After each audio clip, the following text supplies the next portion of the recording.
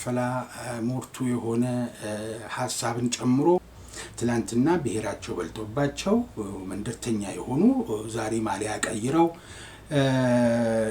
የዝን ትርጉም የመስጠት ወኔም የሞራልም ከፍታም ሊኖራቸው አይችልም። የኢትዮጵያውያን ስሜት ነው በሚል ስለ ኢትዮጵያ የተዘፈኑትን ዘፈኖችና አንጓዎቹን ግጥም ስንኞችን በመምዘዝ ኢትዮጵያ ሆኖ ሲታዩ እንደዚህ ማሊያ መቀየር ቀላል ነው ወይ? በመሰለኝና በደሳለኝ የተሰጡ ትርጓሜዎች ምናልባት ለመታዘብ ፍለፊት ቀድሞ የመጡ ሰዎች እንደነበሩ አስተውለናል፣ ታዝበናል። የቴዎድሮስ ካሳሁንን ስራ እንደዚህ በ3 ቀንና በ4 ቀን ውስጥ አዳምጦ ውስጡ እንደዚህ ነው የተፈለገው መልእክት ይሄ ነው ለማለት ጊዜው አጭር ይመስለኛል። እንኳን ዛሬኛ ይሄንን ሐሳብ በመናሸራሸርበት ቀን አይደለም፣ ከዚህ በኋላም ጊዜያቶች ይፈልጋሉ። ድሮ ህንድ ፊልም ሲታይ በመሰለኝና በደሳለኝ የማይታወቀውን ቋንቋ ይተረጎም እንደነበረው አይነት ድምፃዊው ባልፈለገውም ወይም በማያውቀውም ወይም ይሄ መልእክት ይሆናል ባለውም ባላለውም ሲተረጎም አስተውለናል። ከሰፈር አይደለህም ውጣልኝ ብሎ ማነበር ሲገፋ የነበረው? ማነበር መምህራንን አንበርክኮ ሲያሰቃይ የነበረው? ማነበር ልጆችና ሚስትን አግቶ በሚሊዮን የሚቆጠር ብር ጠይቄ የነበረው? እንደ ባይተዋር የቆጠረኝ ሰው ይህ አልነበረም ወይ? ሀገር እንደሌለው ያደረገኝ ይህ አይደለም ወይ የሚለውን ማየት እንኳን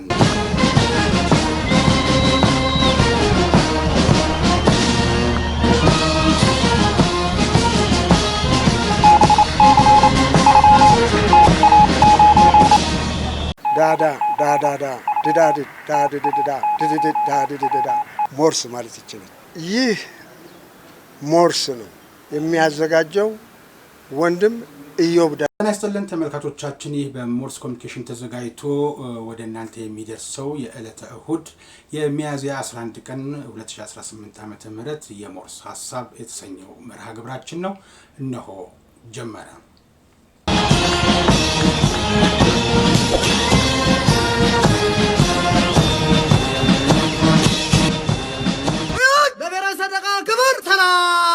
የተወደዳችሁ ተመልካቾቻችን፣ ዛሬ ወደ እናንተ የምናደርሰው ሐሳብ ባለፈው ሳምንት የተከናወነ እስካሁንም ድረስ መነጋገሪያ የሆነ ከመነጋገሪያነቱም ባለፈ የሚሰጡት ሐሳቦችና የሚሰነዘሩት ከመላምት ያልተሻገሩ አስተያየቶች ምናልባት ያልተገባ ልምምድ እያደረግን ስለመሆናችን ጠቋሚ ናቸውና ይሄ ደግሞ የእርስ በርስ የወንድማማችነትና የእህትማማችነት ግንኙነታችን ላይ የሚያጠላው የራሱ ጥላ ሊኖር ይችላል የሚል ስጋት ስላለን እንደው ብንወያይበት፣ መታረም ያለበት ቢታረም፣ መስተካከል ያለበት ቢስተካከል በሚል ቅን ሐሳብ ተነስተን ነው ይህንን መርሃ ግብር ያዘጋጀ ነው። እንግዲህ ዋና መነጋገሪያ ለመሆን በአጀንዳነት ተከስቶ የነበረው ኢትዮሪካ የተሰኘው የቴዲ አፍሮ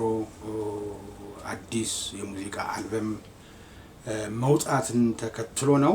እንግዲህ ከአመቱ 8ኛው ወር ከ8ኛው ወር 8ኛው ቀን ከ8ኛው ቀን በ8 ሰዓት ላይ የተለቀቀ የሙዚቃ አልበም ነው። እነዚህ የ8 ቁጥሮች እንዲገናኙ ግጥምጥሞሻቸው ምን እንደሆነ የተብራራ ነገር የለም። የጉዳዩ ባለቤት ራሱ ቴዎድሮስ ካሳሁንም በቁጥሮቹ ጉዳይ ላይ ያለው ነገር የለም። ግን ይሄ ቀን ደርሶ የሙዚቃ አልበሙ ኢትዮሪካ የተሰኘው የሙዚቃ አልበም ከመለቀቁ አስቀድሞ ተንታኙ ብዙ ነበር። የቁጥር ትርጓሜ ይህን ይመስላል በሚል ያንን ለጠበብቶቹ ለሊቃውንቶቹ ትተን እዛ ውስጥ ጊዜ ማጥፋትም ስለማያስፈልግ ግን ትርጓሜው የተጀመረው የዛን ጊዜ ነበር ከሙዚቃው መውጣት በፊት ለማለት ነው። ከእንግዲህ በኋላ በተጠቀሰው ቀን እንግዲህ የሙዚቃ አልበሙ ወጣ። 18 ትራኮች አሉት 18 ሙዚቃዎች። ከዚህ ውስጥ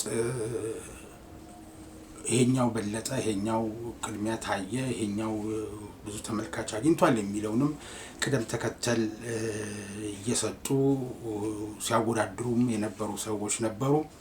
የቴዎድሮስ ካሳሁንን ስራ እንደዚህ በ3 ቀንና በ4 ቀን ውስጥ አዳምጦ ውስጡ እንደዚህ ነው የተፈለገው መልእክት ይሄ ነው ለማለት ጊዜው አጭር ይመስለኛል። እንኳን ዛሬኛ ይሄንን ሀሳብ በምናንሸራሽርበት ቀን አይደለም፣ ከዚህ በኋላም ጊዜያቶች ይፈልጋሉ።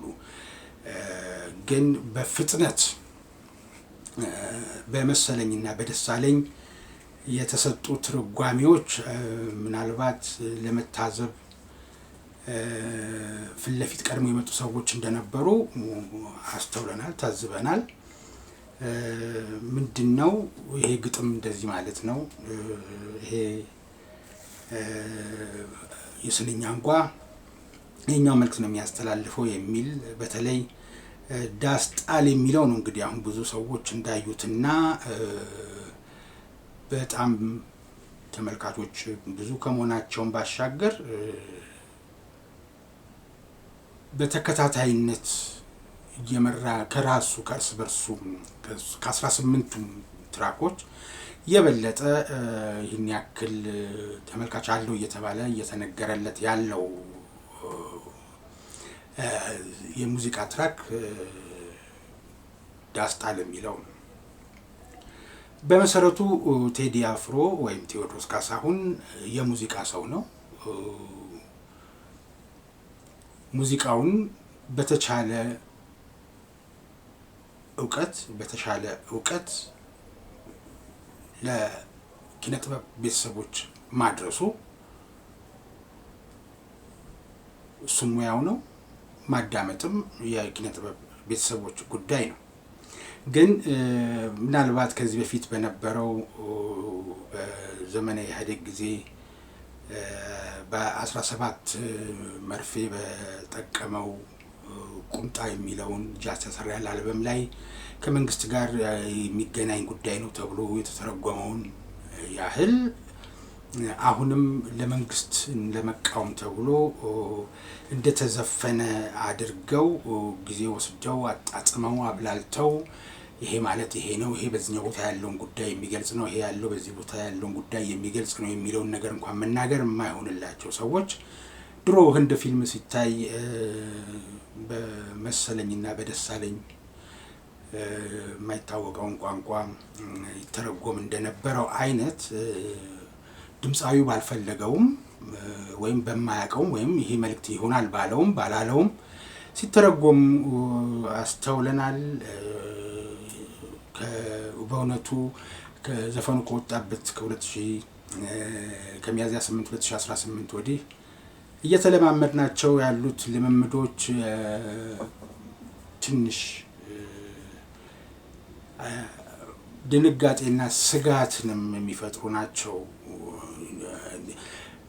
ለምን በመስማት በምፈልገው በእኔ አይነት ልኬት እኔ እንደምፈልገው ሆኖ መገለጽ አለበት ትርጓሜው ብለን ለምን እንደዛ እንደምናስብ የቤተሰቡ ስሜት ነው ወይ የድምፃዊው ስሜት ነው ወይ የሚለውን እንኳን ባላጣጣመ መልኩ ሁሉም የየራሱን ትንታኔ መስጠቱ ለኪነ ጥበብ ቤተሰቡም ምንድነው የሚጠቅመው? ከዛ በኋላስ ይህቺ ንግግር እቺ ልምምድ ለእርስ በርስ ግንኙነታችንስ ችግር አምጪ ሆና እንደ ጽንስስ ልትቀመጥ አትችልም ወይ? አብሮነታችንን አያበላሸውም ወይ? ምክንያቱም አሁን የሚታዩት ድባቦች በጣም የሚገርመው ትላንትና ብሔራቸው በልጦባቸው ከትልቋ ኢትዮጵያ ስዕል መንደራቸው በልጦባቸው መንደርተኛ የሆኑ ሁሉ አሁን የኢትዮጵያውያን ስሜት ነው በሚል ስለ ኢትዮጵያ የተዘፈኑትን ዘፈኖችና አንጓዎቹን ግጥም ስንኞችን በመምዘዝ ኢትዮጵያ ሆኖ ሲታዩ እንደዚህ ማሊያ መቀየር ቀላል ነው ወይ ያስብላል። እንደው ምናልባት እንደው ሁሉን ነገር ወደ አንድ አቅጣጫ ወደ የተዘፈነው መንግስትን ለመቃወም ነው ብለው ትላንትና በጥይትም ይሁን በተለያዩ ምክንያቶች ያልተሳካላቸውን የማወክ ጉዳይ በዚህ አጋጣሚ በቴዲ ጀርባ ተንጠልጥሎ ለማሳካት የሚሄዱት ወገኖች እንደው ከዛው ዳስጣል ላይ ባሳደገኝ ቀይ ባደኩበት መንደር ባይተዋር ሰው ሁኜ እንደሌለው ሀገር የምትለዋል እንኳን በማንሳት ማን ነው ባደኩበት ቀይና ባደኩበት መንደር እንደ ባይተዋር የቆጠረኝ እንደሌለኝ ሀገር አድርጎ ያየኝ ማን ነው የሚለውን እንኳን ለማስተዋልና አንተ ከሰፈር አይደለህም ውጣልኝ ብሎ ማን ነበር ሲገፋ የነበረው? ማን ነበር መምህራንን አንበርክኮ ሲያሰቃይ የነበረው? ማን ነበር ልጆችና ሚስትን አግቶ በሚሊዮን የሚቆጠር ብር ይጠይቅ የነበረው? እንደ ባይተዋር የቆጠረኝ ሰው ይህ አልነበረም ወይ? ሀገር እንደሌለው ያደረገኝ ይህ አይደለም ወይ የሚለውን ማየት እንኳን አልሆነምና እንደው ሁሉን ነገር ጠቅልሎ እኔ በፈለኩት ልክ ይተርጎምልኝ እንጂ የሌላውን ትርጉም አልቀበልም ወይም ደግሞ ሊሆን አይችልም ይሄ ነው ትርጉሙ ወደሚል ድምዳሜ ላይ መሄድ አንደኛ ነገር ትልቅ ችኮላ የሚስተዋልበት ነው። እንዲህ አይነት ሂሶች እንደዚህ አይነት ትርጓሜዎችን ለማምጣት በደንብ በሚገባ ማስተዋል ማጤን ምን ለማለት እንደፈለገ በራሱ ባለቤቱ ባልተናገረበት ሁኔታ አንደኛ ነገር እርግጥ ነው የኦዲዮቪዥዋል ህግ ነው። የኦዲዮቪዥዋል ህግ ምንድነው? ሁሉንም የኪነ ጥበብ ውጤቶች ራስ በተረዳ ልክ ሊተረጎመው ትችላለህ። ግን ሌላኛውን ሰው ሌላውን አብሮህ ያለውን የተዋለድከውን በማያውቅ ሁኔታ ደግሞ ሲተረጎም ትንሽ ይሻላል። መረዳቱ በሌለበት ሁኔታ በዚህ የግድ መተርጎም አለበት። በመሳለኝም በደሳለኝም እንዲህ ለማለት ተፈልጎ ነው እንኳን ቢባል ግን ይሄንን ማድረግ የሚችሉት ዝም ብለው የነበሩ ሰዎች ናቸው። ትላንትና ብሔራቸው በልጦባቸው መንደርተኛ የሆኑ ዛሬ ማሊያ ቀይረው የዝን ትርጉም የመስጠት ወኔም የሞራልም ከፍታም ሊኖራቸው አይችልም። ምክንያቱም ዛሬም የኢትዮጵያን በብሔር መበጣጠስ እንደደገፉ የኔ ብሔር ከገሌ ብሔር ይበልጣል እኔ ነኝ እንጂ እኛንን የሚል ትርክት የሌላቸው ሰዎች የነሱን ፍላጎት ብቻ ስላንጸባረቀ ወይም ያንጸባርቅልናል ወይም አንጸባርቆልናል ብለው ስላሰቡ ብቻ ከኪነ ጥበቡ አውድ የፖለቲካ አውድ በመስጠት ለልጁም ቤተሰብ አስተዳዳሪ ነው፣ ቤተሰብ የመሰረተ ሰው ነው። የኪነ ጥበብ ባለሙያዎች በብዛት አድናቂዎቹ የሚፈልጉት ሰው እና ይሄንን ሰው ከትራኩ እንዲወጣ ማድረግ እና ያላሰበውን ወይም ባለዋለበት ቦታ እንደዋለ አድርጎ ምናልባት እዚህ ጋር መዘርዘሩ ተገቢነት ያለው ስላልመሰለኝ ነው። ምክንያቱም ዘፈኑ ወጣ ምን አለ እንዴት ነው ባለው የኪነ ጥበብ መረዳት እንዴት አይነት ስራ ይዞ መጣ ተብሎ ባላጣጣምንበት ፍጥነት ነው እንግዲህ ግማሹ የሽግግር መንግስት ናፋቂ፣ ግማሹ አንድም ቀን ምንም ነገር በጎ ነገር ሲያደርግ ማናቀው ሰው ለኢትዮጵያ መልካም ነገር ሲያስብ ለኢትዮጵያውያን መልካም ነገር ሲያስብ ማናቀው ሰው ጭራሽ ኢትዮጵያውያን ሲጎዳ ኢትዮጵያን እንድትጎዳ የራሱን ጠጠር ሲያሳርፍ የነበረ ሁሉ እየተነሳ የሙዚቃ ትርጉም ሰጪ መሆኑ ተገቢነት ያለው ጉዳይ አለመሆኑ ብቻ ሳይሆን እንዲህ አይነት የሞራል ብቃት የለውም ይሄን የማድረግ እንደው እውነት በየቦታው እያገተ በሚሊዮኖች የሚቆጠር ብር ይጠይቅ የነበረ ሰውን ተጠያቂ ለማድረግ የሞከረ አንድ ወይም ሁለት ወይም ሶስት ስንኝ አለ ብሎ እነዛን የጥፋት መንገድ የተከተሉ በዛ በጥፋት መንገድ የሚሄዱ ሰዎችን ለመኮነን የወደደ ተርጓሚ እንኳን አለመታየቱ ነው ትንሽ ግራ የሚያጋባው። ይሄ ብቻ አይደለም። ዘፈኑ ከወጣ በኋላ የሚሰሙት ነገሮች እንግዲህ በጎጠኞችና በዘረኞች ተበድሎ አንተ ከየት ነህ ውጣልኝ ብሎ አብዝቶ መገፋፋትን መርጦ ሲያስለቅስ የነበረው ሰው ምንም እንዳላደረገ ወይም ያ ቡድን ምንም ክፋት ነገር እንዳላደረገ እሱን ነፃ በሚያደርግ መልኩ አይቶ ተረዳሁኝ ማለት በዚህ ፍጥነት ለዛውም በዚህ ፍጥነት ትንሽ የሚያም ጉዳይ አለው። ይህ ብቻ አይደለም።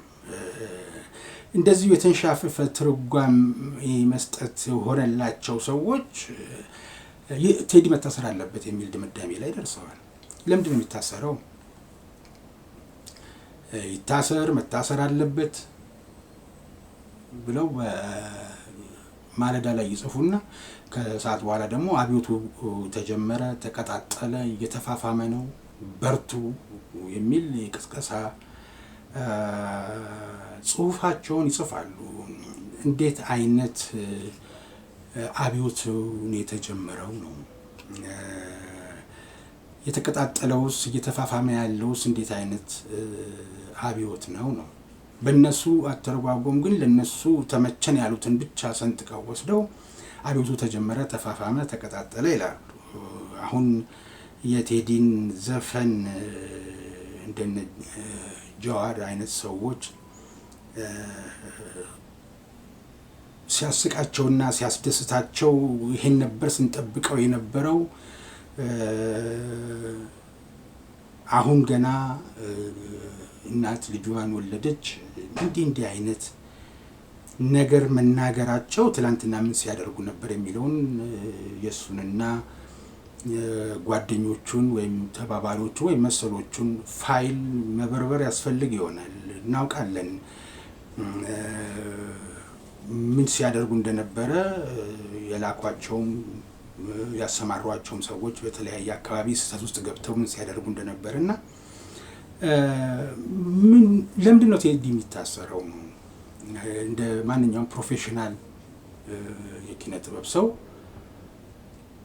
ዘፈን ዘፍኗል።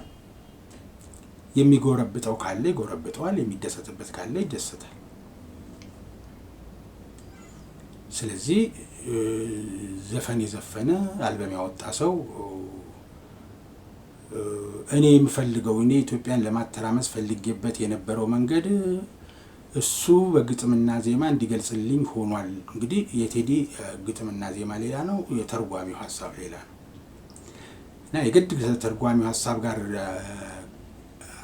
አገናኝቶ ክፋት ማሰብ፣ ልዩ እንዲታሰር ማድረግ ወይም ደግሞ መመኘት ምን አይነት ሀሳብ ነው የሚል ነው አንደኛው። ምክንያቱም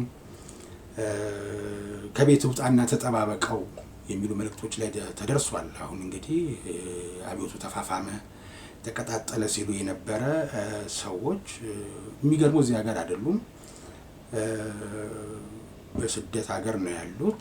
ግን ወላፈኑ ምንም ነገር ቢቀጣጠል ምንም ነገር ቢጀመር እነሱን የሚሞቃቸውም የሚያቃጥላቸውም ነገርም የለም።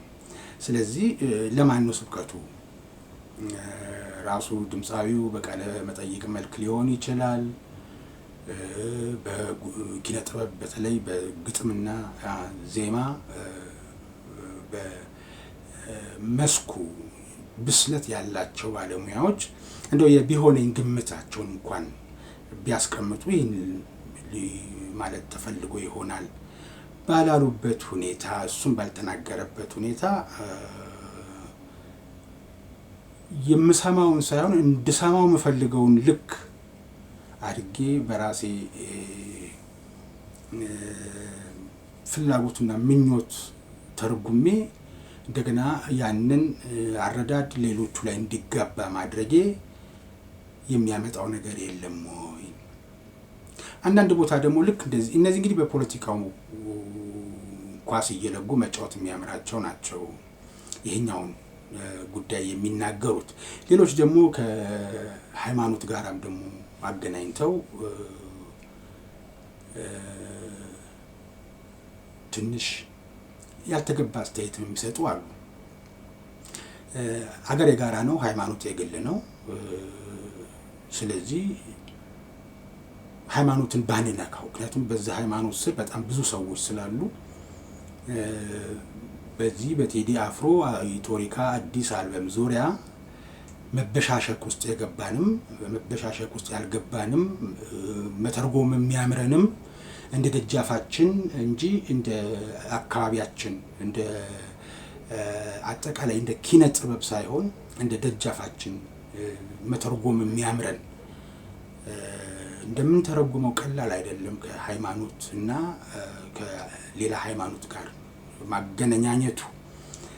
ስለዚህ በተለይ እዚህ በሃይማኖት ዙሪያ ላይ ሐሳብ ስትሰነዝሩ የሰማኋችሁ ገጽታችሁ ለአንቱታ እድሜ የደረሳችሁ ናችሁና ቢያንስ እናንተ ሰከን ብትሉ። ምክንያቱም አኗኗራችን እኮ ይታወቃል። አንዱ ሃይማኖት ከአንዱ ጋር አንድ ቤት ውስጥ እንኳን እንደዛ ሆነን ነው የምንኖረው አይደለም። ስለዚህ ጣት የሚያስቀስር ለሌላ ሰው በር የሚከፍት መወነጃጃ መበሻሸቂያ ባይሆን ጥንቃቄ ብታደርጉ የሚጠቅመንን እንግዲህ ሀሳብ ለማንሳት ነው። በዚህ በብሔር ጉዳይ ላይ በኢትዮጵያ መገናኛ ብዙሃንም ቅርብ ጊዜም የተነገረ አንድ መመሪያም ነበር። በብሔሮች አፍ መፍቻ ቋንቋ ቀልድ መቀለድ ከጥላቻ ንግግር ተለይቶ እንደማይታይ እና ምናልባት ከዚህ ዘፈን መውጣት በኋላ በተገባው መበሻሸቅ ውስጥ አንዱ ብሔር ሌላውን ብሔር በዛኛው አፍ መፍቻ አድርጎ መቀላለድና ክብር መነካካቱ ጎበዝ የትም አያሻግረን። ስለዚህ በጥበብ ስራው ሚዝናናው የተዝናና ምን ለማለት ፈልጎ ነው የሚለውን በደንብ በእውቀት የተተረጎመ ትርጉም ፍለጋ ላይ ሆኖ ስክነት የሚያስፈልገው ሁኔታ ይታያል። እንግዲህ መሆንም ያለበትም እንደዛ ነው። ስለዚህ ጎራ ለይቶ በመበሻሸቅ ሰበብ እየተስተዋለ ያለው በተለይ ከሚያዝያ 8 ቀን 9 ሰዓት በኋላ 8 ሰዓት ላይ ነው ዘፈኑ የወጣው። አንድ ጀንበር የሚለው ይመስለኛል የመጀመሪያው የነበረው። ከዛ ሙዚቃ በኋላ ሌሎች ተከታታይ ራሳቸው መጡ። እንግዲህ 8 ሰዓት በኋላ የተለማመድ ነው 9 ሰዓት 10 ሰዓት እያልን እስካሁን ድረስ እየተለማመድናቸው ያለናቸው ነገሮች ተገቢነት በጣም ጎሏቸው የሚስተዋሉ ናቸው። እዚሁ ቀድመን መጋጨቱን ጣት መቀሳሰሩን ካስቀደምነው ለምንድን ነው ታዲያ ኪነ ጥበብ የሚያስፈልገው? መስከን መረጋጋት የሚያስፈልገው ለምንድን ነው ብሎ የሚጠይቅ አይጠፋም።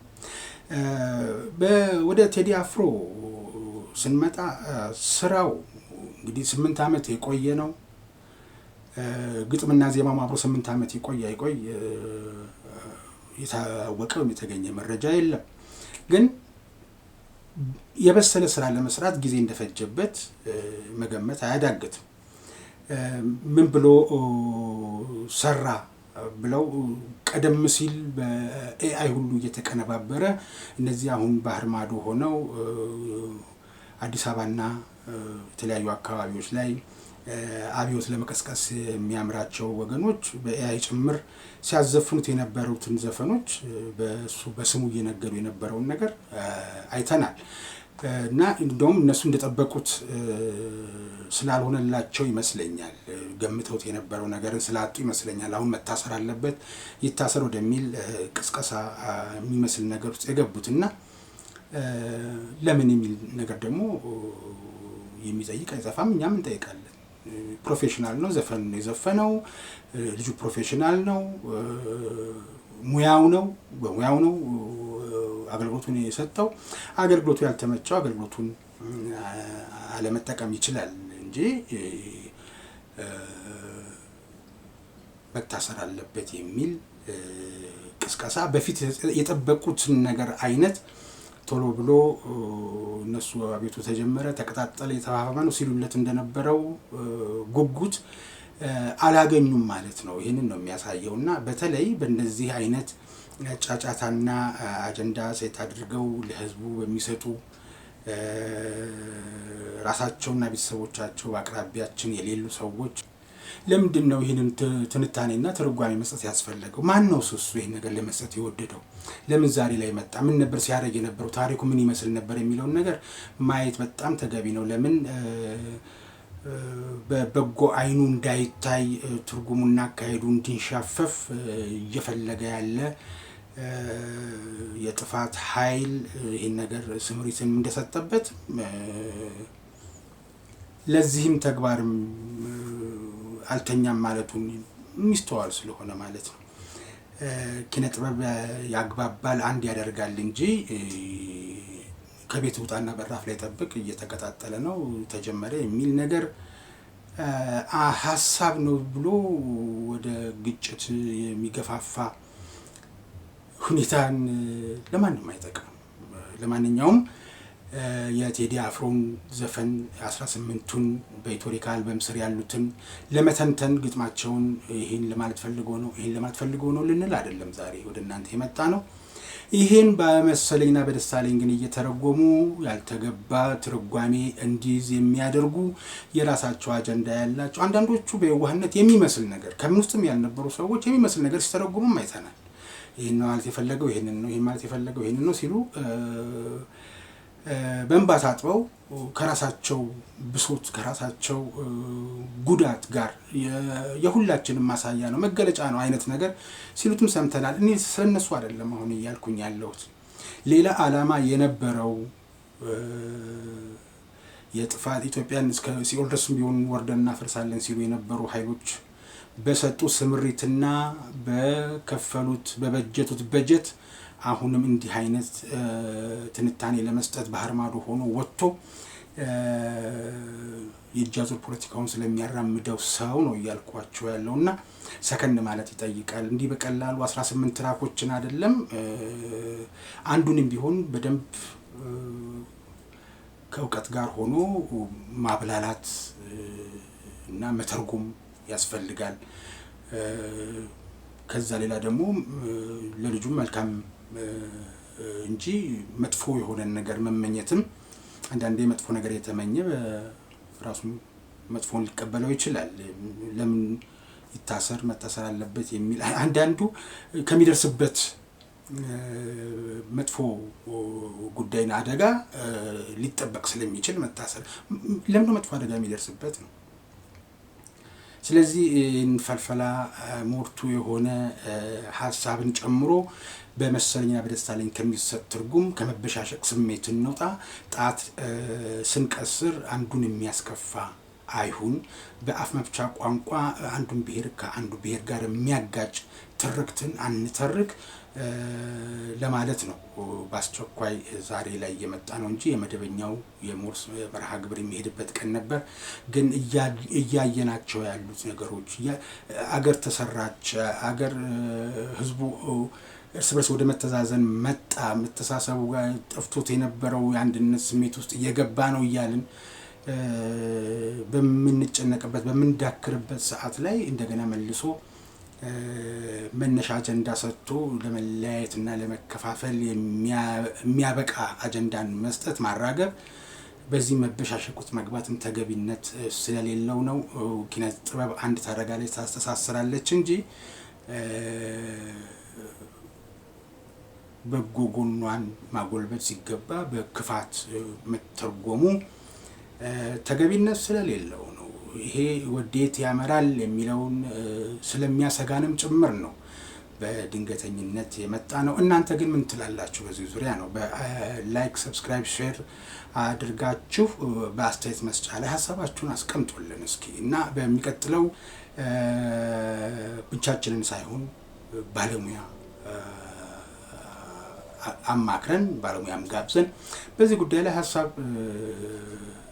እናቀብላችኋለን። እናንተ ግን ምን ትላላችሁ በዚህ ጉዳይ ላይ? በተለይ አሁን እኛ እንደ አንኳር እንደ አጽንኦት እንዲሰጥልን የምንፈልገው ከሚያዝያ 8 ቀን በኋላ በቴዲ አፍሮ ኢትዮሪካ አልበም መውጣትን ተከትሎ በመሰለኝና በደሳለኝ ግጥሞች እየተተረጎሙ ያልተገባ የመበሻሸቅ ነገር ውስጥ እየተገባ ነው። አንዱ አንዱን በአፍ መፍቻ ቋንቋው ማብሸቅ ተጀምሯል። አንዱ ሃይማኖትን ማንቋሸሽ ተጀምሯል። ይህንን እንዲያደርጉ አጀንዳ የሰጡን በባህር ማዶ የሚኖሩ ዜጎች ናቸው። ስለዚህ እነዚህ ዜጎች ለምን ዓላማ ይሄን እንደሚሉ መረዳት ይገባናል። ካሉ ደግሞ የነሱን አለመቀበልና ምክንያቱም የሚመጣውን ነገር የምንቀበለው የሚሞቀንን እኛ የሚበርደንን እኛ ስለምናውቀው እሱ በተደላደለ ቦታ ላይ ሆኖ ስላራገበው መራገብ የሌለበት ጉዳይ የቱ ነው የቱ አይደለም የሚለውን እንለይ ነው።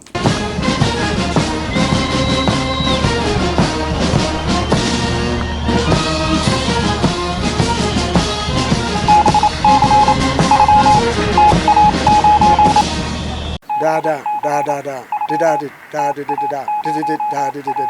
ሞርስ ማለት ይችላል። ይህ ሞርስ ነው የሚያዘጋጀው ወንድም ኢዮብ። የተወደዳችሁ ተመልካቾቻችን ቀደም ሲል እንዳልኳችሁ በአስተያየት መስጫ ላይ ሀሳባችሁን አንሸራሽሩ። በስፋት እንመለስበታለን። ለዛሬ የነበረው ይሄ ነበር። ጤና ይስጥልኝ።